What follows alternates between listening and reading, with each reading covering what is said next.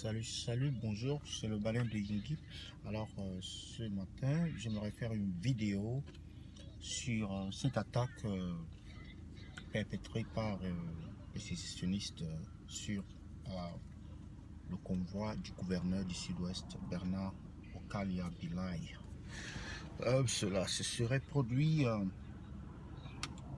je pense, si ce n'est hier, je pense que c'était hier. Hier, non, c'est avant-hier.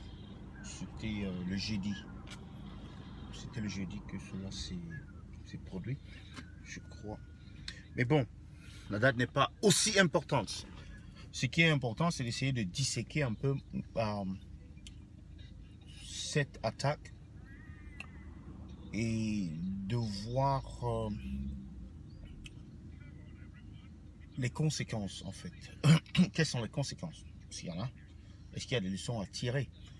Bon, en ce qui concerne cette attaque, en réalité, il faut dire qu'un observateur éclairé n'est pas tout à fait surpris, n'est pas surpris du tout de voir qu'il y a une attaque de cette ampleur sur le gouverneur. On sait qu'il y a eu des attaques sur les sous-préfets, des attaques sur les préfets, les maires, conseillers, etc.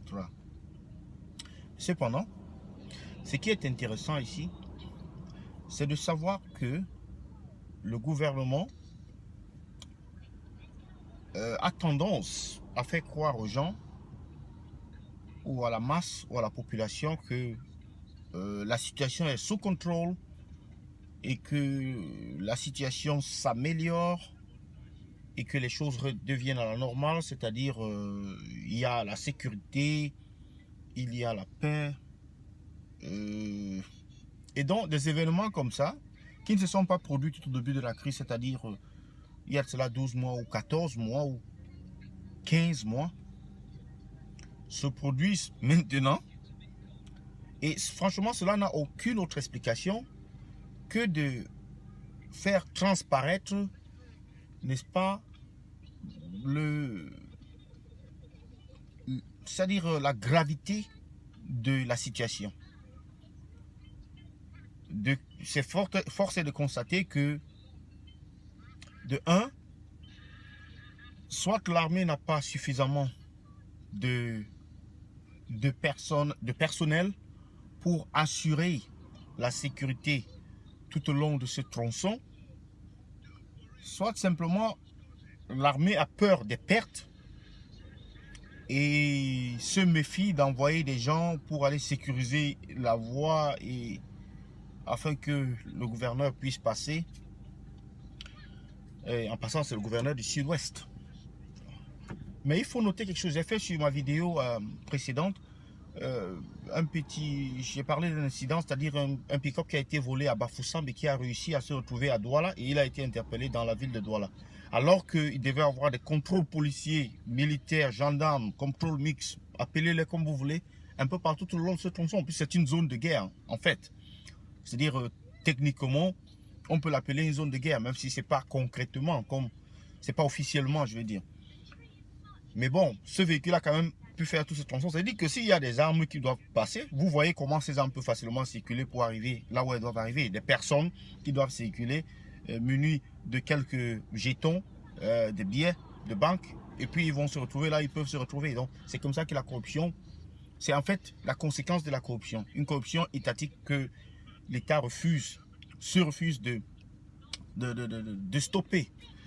Alors, quelles sont les conclusions qu'il faut tirer? Tout simplement tirer les conclusions que la crise anglophone s'enlise, tirer les conclusions qu'il y a plus d'insécurité, tirer les conclusions qu'elle va devenir encore plus grave que cela si les mesures ne sont pas prises, c'est-à-dire les mesures de dialogue, parce qu'il faut un dialogue.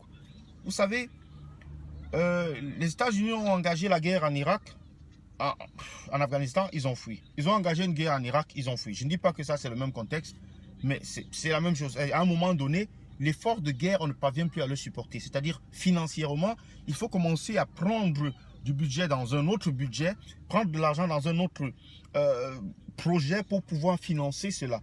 On a déjà des conflits au nord du Cameroun, à l'est et au sud. On dit, Mais ça, c'est suffisamment de front. Pourquoi en ajouter un autre? Celui-ci, c'est une guerre de choix. Ou alors, c'est une guerre fratricide. C'est une guerre qui n'a pas sa raison d'être. Simplement parce que le dialogue n'est pas la priorité de tous. Mais surtout, le rejet du dialogue inclusif par le gouvernement camerounais est, n'est-ce pas,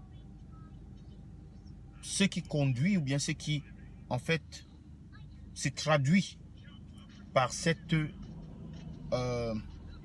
explosion de la violence, cette aggravation de la violence. Et on doit seulement déplorer des morts par-ci par-là. C'est des Camerounais en tenue comme en civil qui sont tués. L'autre jour, j'ai vu une vidéo d'un Camerounais ou de quelqu'un qui a reçu une machette dans la tête. Et puis cette vidéo circulait sur les réseaux sociaux. Des corps qui sont déposés par terre avec un mépris total, sans dignité, sans rien. On les expose comme ça. Que ce soit du côté de l'armée, l'armée a quand même un standard. Et puis c'était l'armée, c'était le BIR. Ils ont quand même un standard, ils ont quand même des règles. Si les sécessionnistes n'ont pas de règles, ça ne veut pour autant pas dire que l'armée doit abonder dans la même direction. L'armée, c'est une armée étatique, elle a des règles, elle a des principes, elle doit observer les différentes conventions qui régissent les conflits, etc.